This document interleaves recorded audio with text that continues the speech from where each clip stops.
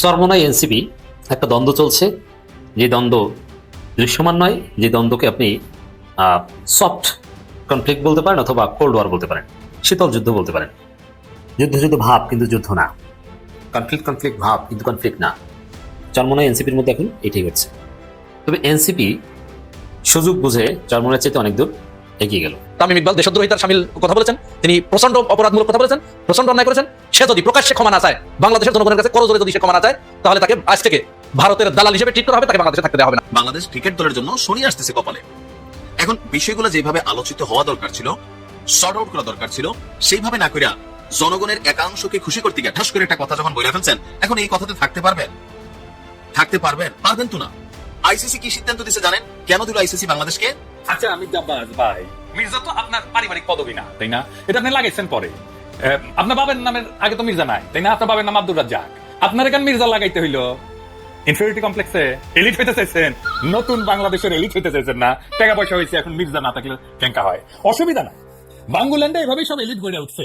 তারেক রহমানের সামনে এক প্রকার তারেক রহমানের মুখের উপর বিএনপির সিনিয়র নেতাদেরকে সামনে বসিয়ে মির্জা ফখরুল পাশে বসা, মুসলিম সাংবাদিক, সাহসী সাংবাদিক, সময়ের সেরা সাংবাদিক জনাব মাহমুদুর রহমান এক প্রকার চপেটাঘাত মেরেছে তারেক রহমানের উপর।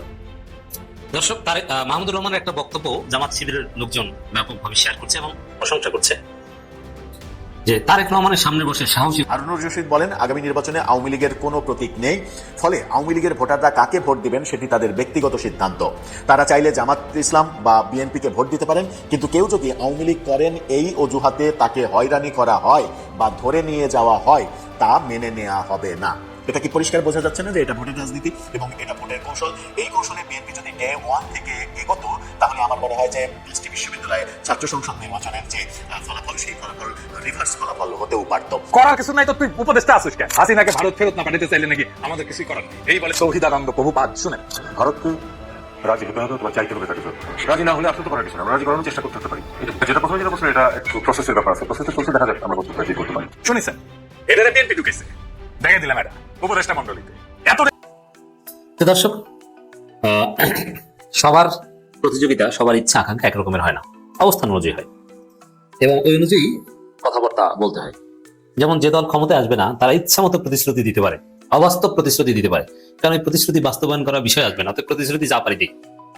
কিন্তু যারা ক্ষমতায় আসবে তাদের প্রতিশ্রুতি দিতে হয় হিসাব করে, কারণ ক্ষমতায় আসবে ওটা বাস্তবায়ন করা না করার প্রশ্ন উত্থাপিত হবে, ক্ষমতা না আসতে পারলে ওটা প্রশ্ন। এই জন্য সবার চিন্তা ভাবনা একরকমের হয় না, সবার হাল মাকাম এক না। আবার কেউ চায় যে আমাকে ক্ষমতা আসতে হবে, দেশ চালাতে হবে, কেউ চায় আমার সামনে যে আছে তাকে সারপাস করে আমার আরেকটু সামনে যেতে হবে, কারণ ক্ষমতা আসা তখন সম্ভব নয়। যার রোল নম্বর 3 সে চায় সেকেন্ড হতে, যার রোল নম্বর 2 সে চায় ফার্স্ট হতে।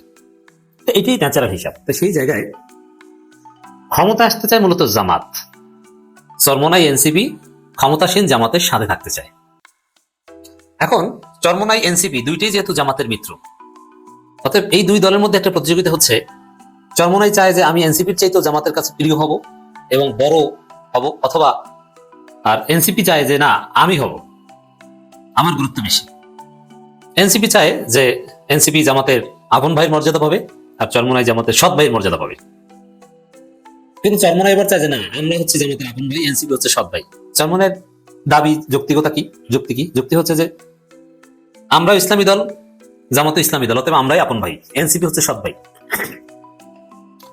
আর এনসিপির যুক্তি হচ্ছে আমরা বিপ্লবের নেতৃত্ব দানকারী দল, জামাতও ছিল, চরমোনাই তো কিছুটা আওয়ামী লীগ বলা হয়েছিল প্রকাশ্যে না থাকলেও, আর আমাদের গুরুত্ব বেশি রাজনীতিতে, অতএব আমাকে সৎ ভাই হিসেবেই জামাতকে স্বীকৃতি দিতে হবে।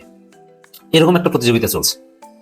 এরকম একটা দাবি এনসিপি জামাতের কাছে বলেছিল যে একটা সিট বেশি হলেও চরমোনাইয়ের চাইতে আমাকে বেশি দিতে হবে, এবং জোটের দ্বিতীয় গুরুত্বপূর্ণ দল হিসেবে জামাতের পর এনসিপিকে স্বীকৃতি দিতে হবে, এই দাবি এনসিপির পক্ষ থেকে ছিল। তো এই জায়গায় জামাত অবশ্য বড় ভাই বা বাবা, তো বাবা তো সন্তানদের প্রতি কোনো অন্যায় করতে পারেন না। তো এনসিপি বললেই যে সেটা করবে তা না, চরমোনাইকে যথাযথ মর্যাদায় দিচ্ছে, এনসিপির চাইতে চরমোনাইকে বেশি সিট দিচ্ছে। তো জামাত এখানে ন্যায়পরায়ণ বড় ভাই বা বাবার ভূমিকাই পালন করছে, কোনো সন্দেহ নেই। কিন্তু সিস্টেমে কিন্তু যেহেতু এনসিপি চরমোনাইয়ের চাইতে স্মার্ট এবং চালাক, তারা এগিয়ে গেল। এনসিপি বারবার বলে যে জামাত নেতৃত্বাধীন জোট, জামাত জোট এবং জামাত জোট ক্ষমতায় আসতে পারবে, দেশ চালাতে পারবে। জামাত জোটের স্বীকৃতিটা এনসিপি বারবার দিচ্ছে, কিন্তু চরমনে এটা বলেনি। এই জায়গায় তো জামাতের কাছে এনসিপি অনেক এগিয়ে গেল। এছাড়া ইন্টারন্যাশনাল কমিউনিকেশন, ডিপ্লোম্যাটিক মিটিং, ডিপ্লোম্যাটদের সাথে সম্পর্ক, লিয়াজু মেনটেন, এগুলো তো চরমনের চেয়ে এনসিপি এগিয়ে। যার ফলে সিট জামাত এনসিপিকে বেশি দিলেও, চরমনেকে বেশি দিলেও, এনসিপি তাদের নিজের যোগ্যতায় কিন্তু রাজনীতিতে গুরুত্ব চরমনের চেয়ে বেশি পাচ্ছে। তো দর্শক দেখেন, এবং জামাতের কাছেও, জামাতের সাধারণ জনগণ বা ওভারঅল জামাতের যে নির্বাচনী বৃহত্তর সিস্টেম বা স্ট্র্যাটেজি, সেখানেও এনসিপি চরমনেকে পিছনে ফেলিয়ে জামাতের কাছাকাছি চলে আসে বা জামাতের বেশি সিম্পেথি নিচ্ছে। যেমন আপনারা দেখেন এই জোটের কেমন যেন একটা ভাইব তৈরি হয়েছে, জামাত এনসিপি জোট। এর প্রধান কারণ হচ্ছে যে এনসিপি নেতারা বারবার বলছে জামাত এনসিপি জোট, চরমনের নেতারা জামাত চরমনের জোট, এই কথা বেশি একটা বলে না, যার ফলে আজকে চরমনে পিছিয়ে পড়েছে। আপনি ভোটে এটা টের পাবেন। এবার আগে ভাগেই এনসিপি নেতারা জামাতের প্রার্থীদের বাসায় যাচ্ছে, দেখা করছে এবং নিয়মিত মিটিং করছে, এই ছবিগুলো প্রচার করছে। যেমন নাসিরউদ্দিন পাটোয়ারি জামাতের অফিসে গেছেন, নুরুল ইসলাম বুলবুল এদের সাথে মিটিং করেছেন, হেলাল উদ্দিনের সাথে মিটিং করেছেন, হেলাল উদ্দিনের বাসায় গেছেন, চমৎকার দৃশ্য। কিন্তু চরমনের কে জামাত প্রার্থীর বাসায় গেছে বা এইভাবে সম্পর্ক আছে ছিল কয়েক মাস আগে বা 1 মাস আগে গিয়েছিল, কিন্তু আলাদাভাবে এরকম সারা জাগিয়ে এই সম্পর্কটা দেখাতে পারেনি, যেটা এনসিপি বেড়েছে। নাহিদ ইসলাম আতিকুর রহমানের বাসায় গেছেন এবং এটা তো আছে, আর তার সাথে নিয়মিত কথাগুলো প্রত্যেকটা পয়েন্ট এমন ভাবে বলেন, শব্দ চয়নগুলো এমন ভাবে ন্যারেটিভে নিয়ে আসেন, যার মধ্য দিয়ে জাতি বুঝতে পারে যে জোটটা তো জামাত এনসিপি জোট, এটা কিন্তু চরমোনাই পারে না। তো আপনারা বুঝতে পারলেন দর্শক যে এনসিপি চরমোনাই প্রতিযোগিতাটা কেন, কারণ দুই দলেই মানে বাবা জামাত আর 2 সন্তান, এখন বাবার বেশি আনুকূল্য চায় যে কোনো এক সন্তান, এটা তার প্রতিযোগিতা, এটা তার মাকাম অনুযায়ী, তারা তার কেউ ক্ষমতায় যেতে পারবে না, অবস্থানও কাছাকাছি, ভোটের পার্সেন্টেজও কাছাকাছি, এই কারণে প্রতিযোগিতাটা। নাহিদ ইসলামের একটা বক্তব্য বিশ্লেষণ করছি দর্শক। জামাত এনসিপি জোটের আসন ঘোষণা 2-1 দিনের মধ্যেই। এই যে শব্দ জামাত এনসিপি জোট, আরে ভাই চরমোনাই বলুক যে জামাত চরমোনাই জোট, এটা না বলে আপনি বলেন 8 দল, আবার বলেন যে জামাতকে বের করে দিবেন, আপনি তো আলোচনায় আসতে পারছেন না। আপনাকে জোটের প্রার্থী হিসেবে জিততে হলে তো আপনাকে প্রমাণ করতে হবে আপনি জোটের প্রার্থী। যেমন বরিশাল 5 আসন চরমোনাই চায়, ঠিক আছে, জামাত দিল, কিন্তু বরিশাল 5 আসনে চরমোনাই চাইতে কমপক্ষে দ্বিগুণ ভোট আছে, দ্বিগুণের বেশি শক্তি আছে জামাতের। সেই জায়গায় জামাতের লোকজনকে তো আপনাকে বোঝাতে হবে যে আমি জামাতের, বা যারা এখন বিএনপির বিরুদ্ধে কোনো কারণ ছাড়া জামাতকে চায়, তাদেরকে তো বোঝাতে হবে যে ভাই আমি হাত পা গলে আমিই জামাত। বিএনপির বিপরীতে বিএনপি দুর্নীতি চাঁদাবাজিতে অতিষ্ঠ হয় মানুষ বিনা কারণে জামাতকে চায়, এই সংখ্যাটা অনেক।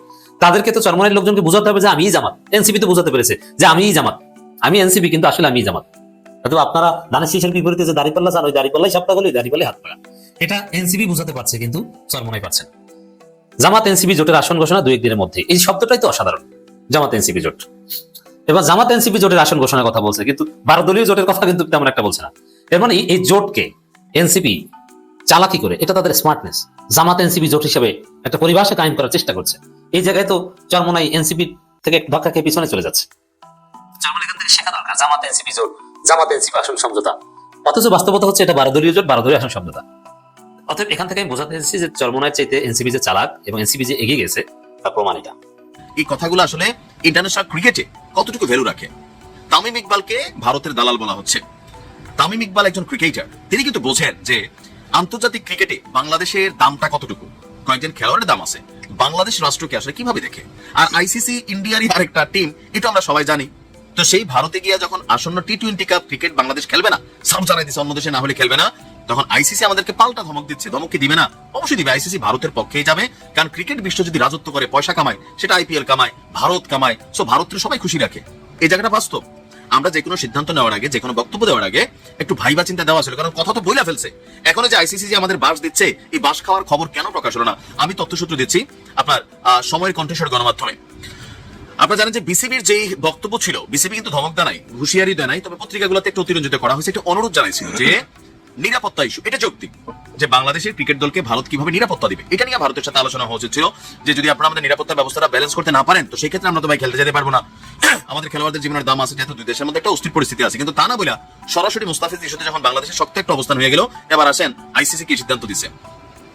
আইসিসির সাথে গেল মঙ্গলবার একটা বৈঠক হয়েছে বিসিবির, কিন্তু সবাই কি ফলাফল হয়েছে এ নিয়ে আইসিসি বা বিসিবি এখনো আনুষ্ঠানিক বিবৃতি দেয় নাই। তবে সভা নিয়ে চাঞ্চল্যকর তথ্য প্রকাশ করে বসছে ক্রিক ইনফো। যদি তাদের তথ্য সঠিক হয়, তাহলে আমরা মারা খাইয়া চুপ আছি। তো মারাটা কি খাইছি? ক্রিকইনফোর প্রতিবেদন বলছে বিসিবির সঙ্গে একটা ভার্চুয়াল সভায় আইসিসি সাফ জানিয়ে দিয়েছে বাংলাদেশকে বিশ্বকাপ খেলতে ভারতেই যেতে হবে, আর না গেলে যাও তোমরা খেলো না, দরকার নাই, তোমাদের অনুরোধ আমরা রাখলাম না। অন্যথায় নির্ধারিত ম্যাচগুলোতে যদি বাংলাদেশ মানে অংশগ্রহণ না করে তাহলে বাংলাদেশ পয়েন্ট হারাবে যদি না যায়। এখন 2 দেশে খেলা হবে, বেশিরভাগ খেলাই বাংলাদেশের ভারতে পড়ছে, তো ভারতে পড়া যে খেলাগুলো এগুলো যদি বাংলাদেশ খেলতে না যায় শ্রীলঙ্কা যাবে সম্ভবত, তো ভারতের পয়েন্টগুলো বাংলাদেশ ফেলিওর হবে, এখানে শ্রীলঙ্কাতে তারা ম্যাচ পরিবর্তন করবে না। এই বিষয়ে আপনার বিসিসিআই বা বিসিবির পক্ষ থেকে আনুষ্ঠানিক কোনো বিবৃতি দেওয়া হয়নি। বিসিবি আইসিসি কে চিঠি দিয়ে বাংলাদেশের ম্যাচ অন্য দেশে সরানোর বিষয়টি বিবেচনা করতে অনুরোধ করছিল, কিন্তু আমাদের তো দেখছি আসিফ নজরুল স্যার ধমক দিছে, ওই আইসিসির কোন পরিচালক ধমক দিছে, তলে তলে তো ভাই অনুরোধ করি আমরা, গণমাধ্যমে আমরা যেভাবে এন্টি ভারত দেখাই সবগুলা তলে তলে ভারতের সাথেই কিন্তু চাটে, এটা তো বাস্তব ভাই। জনগণ একটু এন্টি ভারত আছে একটা শ্রেণী, আপনি এন্টি ভারত এন্টি পাকিস্তান হয়ে টোটালি চলতে পারবেন না, গ্লোবালাইজেশনের যুগ। পাকিস্তানের সাথে আমার ব্যবসা বাণিজ্য যদি কোনোটা ফায়দা হয় আমি করবো, ভারতের সাথে যদি আমার ব্যবসা বাণিজ্যের ফায়দা হয় আমি করবো, আমি তো কোনো দেশের সাপোর্টিং এ বা কোনো রাজনৈতিক দলকে সাপোর্ট করতেছি না, আমার জায়গা হচ্ছে কি বাংলাদেশ, যেখানে বাংলাদেশের সাথে ওইখানে হবে।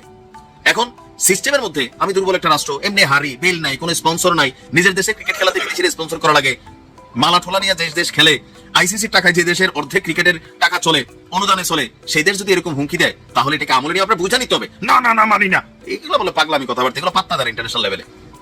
বাংলাদেশের যেভাবে কথা বলা দরকার ছিল প্রথমে কথাটাই হয় নাই, আর প্রথমে মোস্তাফিজের উচিত হয় না সেখানে যাওয়া। আমি তো প্রথম থেকে বলছি ভাই টাকার লোভে 10 কোটি টাকা দিয়ে আপনি দৌড় দিচ্ছেন কেন? আপনি দেখতেছেন না 2 দেশের সেন্টিমেন্ট, আপনি ভারত গেলে যে আপনার ভারত খেলাবে, এটা তো বাস্তব। বাংলাদেশে এখন ভারতের ক্রিকেটার ইজাম দিয়ে আনলে কোন দল এই দলের অফিস টফিস ভাঙ্গে আমরা সমান করে ফেলবো, রাইট নাও এটাই কিন্তু এখানে চলতেছে। তো ভারতে তো এর থেকে 10 গুণ চলতেছে বেশি। পরিস্থিতি বুঝানোর সময় সিদ্ধান্ত নেওয়া উচিত। বর্তমানে বক্তব্য হচ্ছে যে আইসিসি সিদ্ধান্ত বদলাবে না, বাংলাদেশ যদি ভারতে যায় না খেলে তাহলে না খেললে নাই। দুর্ভাগ মনে করার তো কারণ আছে, ইন্টারন্যাশনালি বাংলাদেশের কি দাম আছে, আসলে দাম আছে, এই পাসপোর্টটা নিয়ে বেল পান, ইমিগ্রেশনে গেলেই তো চাকা মানে ছোট আমরা আসছি, এটাই বাস্তবতা। খেলাটোলা এগুলা অনেক বিষয় আছে যেগুলো নিয়ে ওই মন গড়া ফিলিংস এর বক্তব্য, তাহলে তো আপনি জায়গার ক্ষতি করবেন। এখন বাংলাদেশ যদি আন্তর্জাতিক বিশ্বকাপ না খেলে, আমি তো এমনি বলি বাংলাদেশ ক্রিকেট টিম রাহারই দরকার নাই, এই ভাই খামাখা রাষ্ট্রের টাকা খরচ এদের পিছনে, এরা ভালো আছে, এরা টাকার জন্য এরা সব দেশে যাবে, এখানে যে দেশপ্রেম টেস্টের কিছুই নাই, মুস্তাফিজ যার একটারও নাই। 3 দিন পরে বিএনপি ডাক দিলে একটা এমপি হয়ে যাবে, আওয়ামী লীগ যেমন দালাল দৌড়ানি খাইছে, এগুলো আবার একই কাজ করবে, এখানে কেউ ব্যতিক্রম হবে না সহজে। এই ক্রিকেট টিম দিয়ে কি লাভ হয় বাংলাদেশে? খালি হারে, মানে এখানে জাতি হিসাবে একটা অর্জনের দিন কই, সবসময় গেলে মারা খাইয়া আসি, 10টা খেলা গেলে মনে করলেন 9টার মধ্যে হারি, কাপ টাপ এগুলো আসবে না। এই ক্রিকেট টিমকে দিয়া হালসাস করানো দরকার, কারণ এই টিমটা দিয়ে এখন 2 দেশের মধ্যে আরো 2টা ভেজাল তৈরি হবে। শুধু কি এটা, এরকম অনেক কিছু দেখা যাবে যে বাংলাদেশকে আবার মাইনাস করে দেওয়া হবে। আপনি আইসিসির সাথে পাঙ্গা নিয়ে টিকবেন তো না। আর আইসিসি কার কথায় চলে এটাকে আপনি আজকে জানছেন? সারা পৃথিবীতে সবচেয়ে বেশি ক্রিকেটের প্রফিটেবল ব্যবসা হচ্ছে আইপিএল, যেখানে আইসিসি থেকে শুরু করে সারা পৃথিবী ওইদিকে তাকাই থাকে কটা পয়সার জন্য। এখানে সারা পৃথিবী ইনভেস্ট করে, জুয়ারিরা করে, বড় বড় স্পন্সররা যা আছে সবাই ওখানে ইনভেস্টমেন্ট করে। সো আইসিসির একটা বড় ফান্ডিং ভারত থেকে হয়, বড় বড় পদগুলোতে ভারতের সাবেকরা বসাই রাখে। সো এখানে আপনি যখন সিদ্ধান্ত পাঠাচ্ছেন, ওই সিদ্ধান্ত ঘুরে ফিরে তো ভারতের তারাই দিচ্ছে, আপনারা দিবে। তাদের মধ্যে দেশপ্রেম নাই, তারা তাদের দেশপ্রেম দেখাবে, আমরা আমাদের দেশপ্রেম দেখাবো, আর আমরা উপরে দেখাবো যাবোই না, এটা করে ফেলবো সেটা করে ফেলবো, আবেগে অনেক কিছু করি। আমার এই বক্তব্য অনেকের গায়ে লাগবে, কিন্তু বাংলাদেশের ক্রিকেট দলের ভবিষ্যৎ কি হতে যাচ্ছে? তামিম ইকবাল যে কথাটা বলছে অনেকে বোঝেনি না, বুঝে তামিমের দালাল একটা সেন্টিমেন্ট হয়েছে, এটার মধ্যে আমরা লাফাই পড়তেছি। মুস্তাফিজের যাওয়াই উচিত, আমার প্রথম এখন আছে, বুঝবে কেন গেছেন আপনি জায়গায় কিন্তু রেজাল্ট লাগাইছেন, দিবে না খেলতে আপনারে। তারেক রহমানের সামনে এক প্রকার তারেক রহমানের মুখের উপর বিএনপির সিনিয়র নেতাদেরকে সামনে বসিয়ে মির্জা ফখরুল পাশে বসা, মুসলিম সাংবাদিক, সাহসী সাংবাদিক, সময়ের সেরা সাংবাদিক জনাব মাহমুদুর রহমান এক প্রকার চপেটাঘাত মেরেছেন তারেক রহমানের উপর। দর্শক, মাহমুদুর রহমানের একটা বক্তব্য জামাত শিবিরের লোকজন ব্যাপকভাবে শেয়ার করছে এবং প্রশংসা করছে, যে তারেক রহমানের সামনে বসে সাহসী উচ্চারণ। কি সাহসী উচ্চারণ? যে আজকে আমি বক্তব্য দিব না, কয়েকজনের নাম বলে যাবো জাস্ট। কি নাম? সংগ্রাম সম্পাদক, সাবেক সংগ্রাম সম্পাদক, নির্যাতন, তখন যে পুরো মিডিয়া চুপ ছিল সেই নামটা বলে গিয়েছেন। আরো কয়েকজনের নাম বলেছেন, বিশেষ করে আবুল আসাদ এবং রুহুল আমিন গাজীর নাম বলার কারণে বিএনপির লোকজন, জামাতের লোকজন খুশি এবং মাহমুদুর রহমানের বক্তব্য শেয়ার করছে। কিন্তু আমি আসলে ঘটনা এটা সিম্পল হিসেবে দেখি, আরো জোরালো এবং কঠিন চপেটাঘাত করেছেন তারেক রহমানের উপরে মাহমুদুর রহমান। সেটা আগে বলি, তারপরে আবুল আসাদ এবং রুহুল আমিন গাজী আরো যে নাম বলেছেন এটার তাৎপর্য নিয়ে আলোচনা করি। মাহমুদুর রহমান আসলে শুধু তারেক রহমানের গালে চপেটাঘাত করেন, প্রথমত ডেইলি স্টার থেকে শুরু করে দালাল মিডিয়াগুলোর সামনে তাদেরকে পাশে বসিয়ে একদম জায়গা মতো ঔষধ দিয়ে দিয়েছেন, মলম দিয়ে দিয়েছেন। প্রথমে তারেক রহমানকে যে ধলাইতে দিয়েছেন মাহমুদুর রহমান, এটা একটু ব্যাখ্যা করি। মাহমুদুর রহমানকে এটা ওসমান হাদির দায়িত্ব নিয়েছে অনেকটা, আর ওসমান হাদি রোল প্লে করছে। হ্যাঁ, মাহমুদুর রহমানের কিছু প্যারাডাইম শিফট নিয়ে আমি সমালোচনা করেছি, এই সমালোচনা উইথড্র করিনি এখনো। কিন্তু আসলে মাহমুদুর রহমান আপাতমস্তক ভারতের আধিপত্যবাদের বিরুদ্ধে। সেখানে বিএনপি তারেক রহমানের প্রতি একটু সফট কর্নার দেখালেও ভারতের আধিপত্যবাদের বিরোধিতার জায়গা থেকে মাহমুদুর রহমান কোনোদিন দূরে সরে যেতে পারেন না, তাকে বিশ্বাস করা যায়। তো দর্শক, তারেক রহমানকে মাহমুদুর রহমান সবার সামনে, ক্যামেরার সামনে, জাতির সামনে বুঝিয়ে দিয়েছেন, তারেক রহমান আপনি কিছু জানেন না। অতএব তারেক রহমান বিপ্লবের মাস্টার মাইন্ড, হাসিনা পতন আন্দোলন করেছে, অমুক তমুক না। মাহমুদুর রহমান তারেক রহমানকে স্পষ্ট করেছেন। মাহমুদুর রহমান বক্তব্যের মধ্যে ব্যক্তিত্ব দেখেছেন। অন্য চাটুকার সাংবাদিকরা বলে যে মাননীয় চেয়ারম্যান, মাননীয় চেয়ারম্যান, মানে সেই মাননীয় প্রধানমন্ত্রী শেখ হাসিনাকে যেরকম তেল দিত মোজাম্মেল বাবুরা, ওইরকম তেল মারা মাননীয় চেয়ারম্যান, মাননীয় চেয়ারম্যান। যদি তারেক রহমান থামিয়ে দিয়েছেন যে মাননীয় চেয়ারম্যান বলবেন না, ইটস গুড সাইন। কিন্তু মাহমুদুর রহমান ওইসব কিছু বলে না। মাহমুদুর রহমান ফখরুল ইসলাম আলমগীর, ফখরুল ভাই, আলমগীর ভাই তারেক রহমানকে একটা পরামর্শ দিতে চাই, ছোট ভাইয়ের মতো স্নেহ করে কথা বলছেন, এটা তার গায়রত। মাহমুদুর রহমান বলছেন যে তারেক রহমান আপনাকে একটা পরামর্শ দিতে চাই।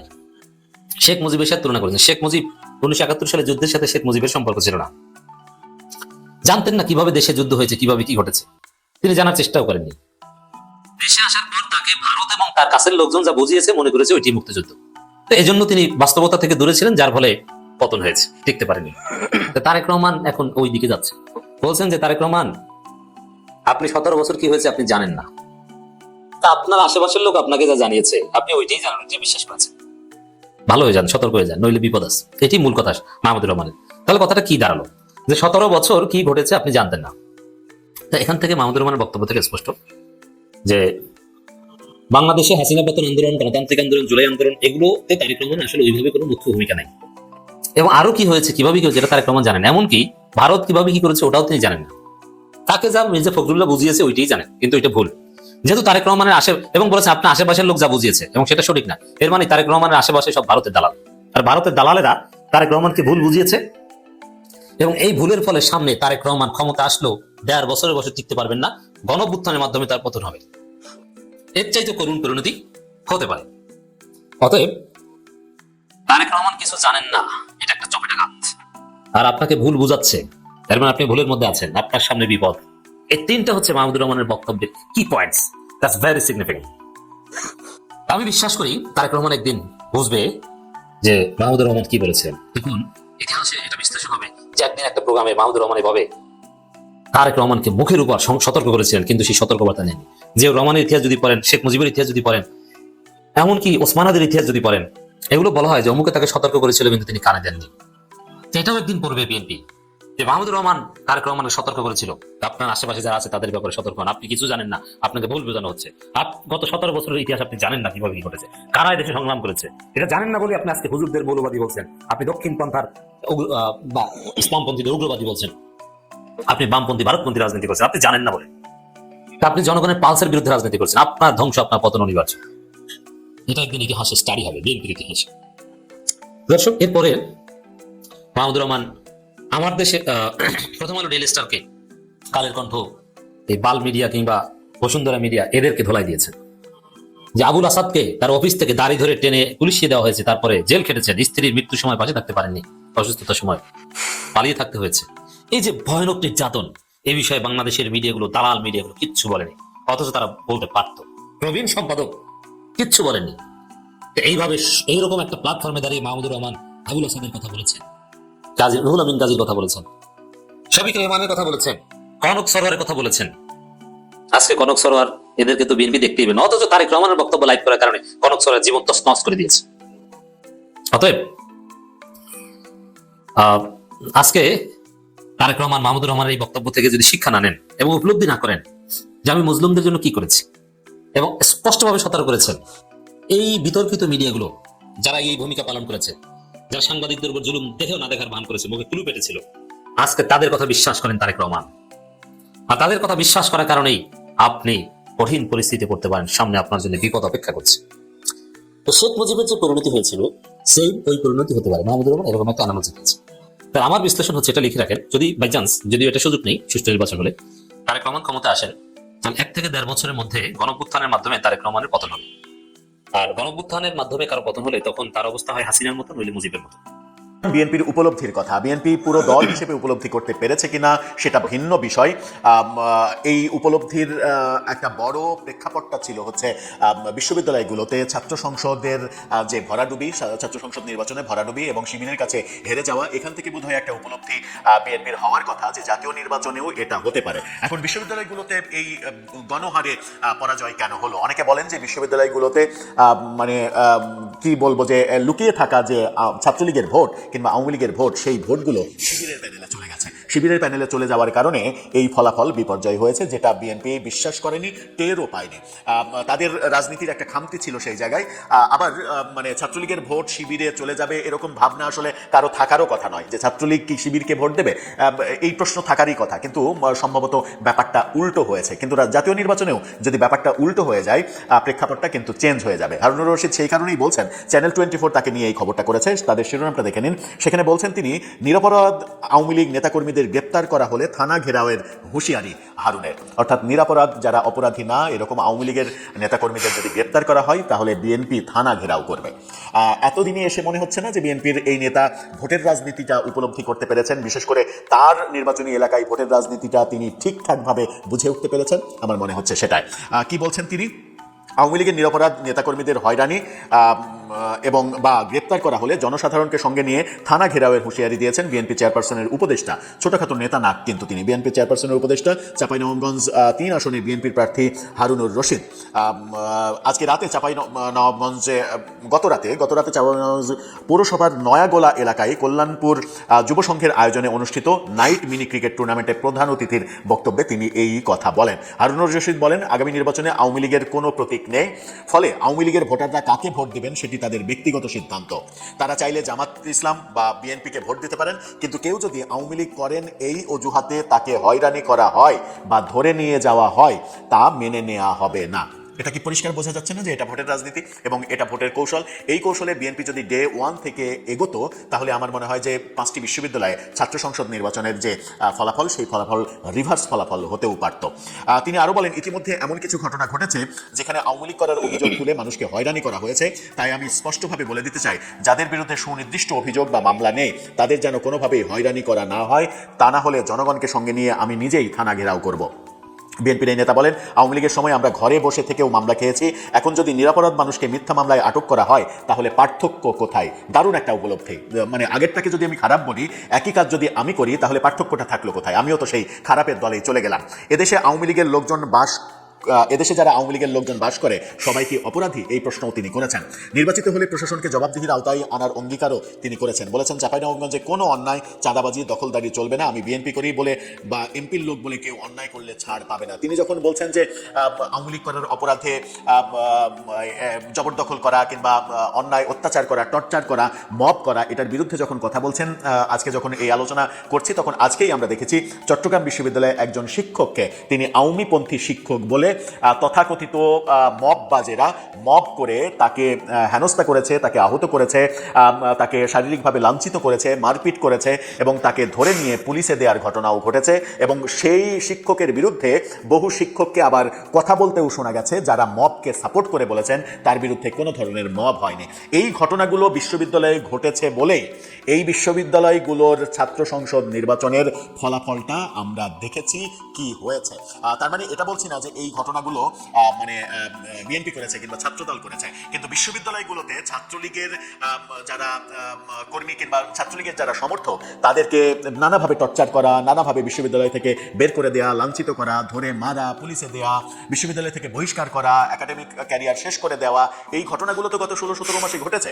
এবং এই ঘটনাগুলো যখন ঘটেছে তখন নীরবে নিভৃতে খুবই সন্তর্পণে নিজেদেরকে আড়াল করতে পেরেছিল ছাত্র শিবির এই ঘটনাগুলোর সঙ্গে নিজেদেরকে জড়ায়নি। আর জড়ায়নি বলেই বিশ্ববিদ্যালয়ের ছাত্র সংসদগুলোর রেজাল্ট এরকম হয়েছে বলে অনেকে মনে করেন। যে উপলব্ধিটা আজকে বিএনপি নেতা হারুনুর রশিদ হয়তো করতে পারলেন, এই উপলব্ধি যদি সারা দেশের বিএনপি নেতারা করতে পারেন তাহলে তাদের জন্য ব্যাপারটা পজিটিভ হবে। আর যদি উপলব্ধি না করতে পারেন তাহলে ব্যাপারটা তাদের জন্য নেগেটিভ হয়ে যেতেও পারে। আবার এমনও হতে পারে আওয়ামী লীগের যারা ভোটার তারা ভাবতে পারেন যে এতদিন মেরে শেষ বেলায় ভোটের আগে তুমি আসছো ভালো ভালো কথা বলতে, এরকম কথা বললেও কিন্তু তাদের মুখ আটকানো যাবে না। যদিও বাংলাদেশের রাজনীতির মানে রাজনৈতিক সংস্কৃতিটাই এমন হয়ে গেছে।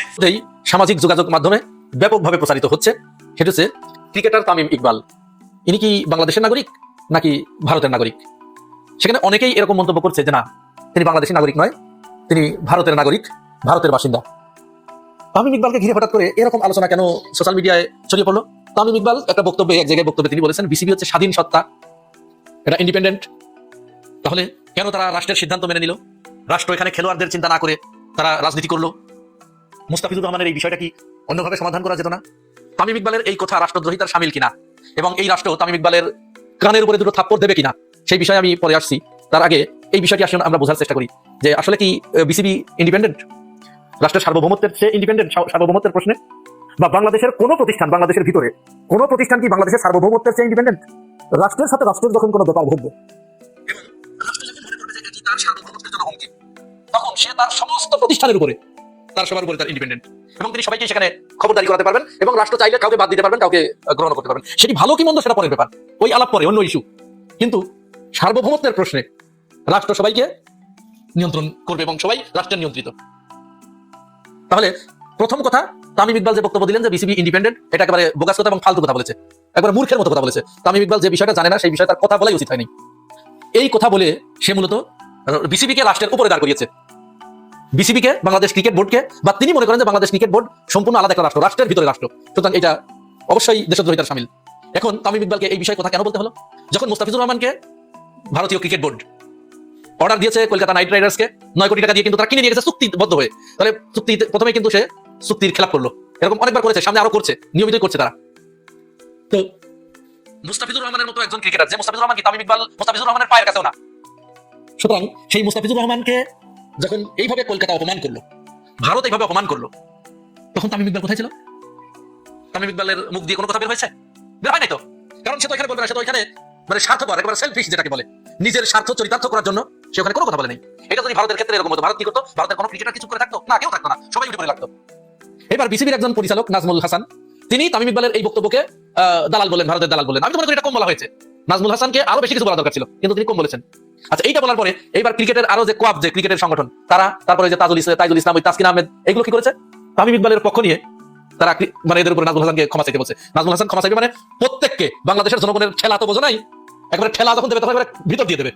ক্ষমা চাইবে, তোমরা তামিম ইকবালের পক্ষ অবলম্বন করে যে অন্যায় অপরাধ করেছো, বাংলাদেশের জনগণ যদি রাস্তায় নেমে আসে তাহলে একেবারে হান্দাই দেবে। ক্ষমা চাক, তামিম ইকবাল যে বক্তব্য দিয়েছে সেই বক্তব্যের জন্য তামিম ইকবালকে ক্ষমা চাইতে হবে, মাপ চাইতে হবে, করজোরে রাষ্ট্রের কাছে মাপ চাইতে হবে, নাহলে রাষ্ট্রের বিরুদ্ধে রাষ্ট্রদ্রোহিতার মামলা দেবে। হঠাৎ করে তোমাদের একেবারে ইগো চেতে গেছে না ক্রিকেটের স্বার্থপর সবগুলো, এই স্বার্থপর গুলো টাকার কাছে, টাকার লোভে, অর্থের লোভে তার খেলাটাকে বাংলাদেশের উপরে মর্যাদা দিচ্ছে। আমার সার্বভৌমত্বের কাছে যেখানে হুমকি হয়ে দাঁড়িয়েছে, তুমি সেখানে আসছো, তোমার খেলা দেখতে আসছো না? কি মানে মজা করে যে ভারতের সাথে ভাবে এটা মিট করা যেত, কেন ভারতের পায়ের কাছে গিয়ে বসে থাকবে তোমার টাকা ইনকাম করে দেওয়ার জন্য? মুস্তাফিজুর রহমানের বিষয়ে একটাও মুখ খোলে নেই, কেউ মুখ খোলে নেই। এত বড় বেইমানি গুলো, এই বেইমান গুলো জুয়া খেলেছে, ওই যে সাকিব আল হাসান একটা খেলার নামে জুয়া খেলেছে। আমার সবার উপরে আমার দেশ, যেখানে আমার দেশের সার্বভৌমত্ব যেখানে প্রশ্নের মুখে পড়বে, আমার দেশের মান ইজ্জত যেখানে হুমকির সম্মুখীন হবে, সেখানে প্রয়োজনে খেলা বাদ দিয়ে দেবো, খেলবো না ক্রিকেট, কিন্তু দেশের প্রশ্নে কোনো আপোষ নাই। চিন্তা করছে যে ভারতে খেলতে না গেলে তো টাকা ইনকাম তো বন্ধ হয়ে গেল, ধান দামি তো বন্ধ হয়ে গেল, সামসামি তো বন্ধ হয়ে গেল, উনি আজ এখন ইন্ডিপেন্ডেন্ট না, ক্রিকেটের নেতা হবে। এই তামিম ইকবালকে সাকিব আল হাসান খেলার সময় কি করেছিল, এটাও কি আমরা ভুলে গেছি? এটাও তো ভুলে যায়নি। ওই সময়ও কি কোয়াবের কেউ, এই তাইজুল ফাইজুল, এগুলো কি কেউ কোনো প্রতিবাদ করেছিল? এই তাসকিন ফাসকিন, এগুলো কোনো কেউ প্রতিবাদ করেছিল? কেউ প্রতিবাদ করে নাই। এইখানে যদি এই ইন্টারিম সরকার না থাকতো, তখন তামিম ইকবালের কানের নিচে একটা বসাই দিয়ে ওর কার চল এড়াই ফেলতো। যাই হোক, তামিম ইকবাল দেশদ্রোহিতার শামিল কথা বলেছেন, তিনি প্রচন্ড অপরাধমূলক কথা বলেছেন, প্রচন্ড অন্যায় করেছেন। সে যদি প্রকাশ্যে ক্ষমা না চায়, বাংলাদেশের জনগণের কাছে করজোরে যদি সে ক্ষমা না চায়, তাহলে তাকে আজ থেকে ভারতের দালাল হিসেবে ট্রিট করা হবে, তাকে বাংলাদেশে থাকতে দেওয়া হবে না।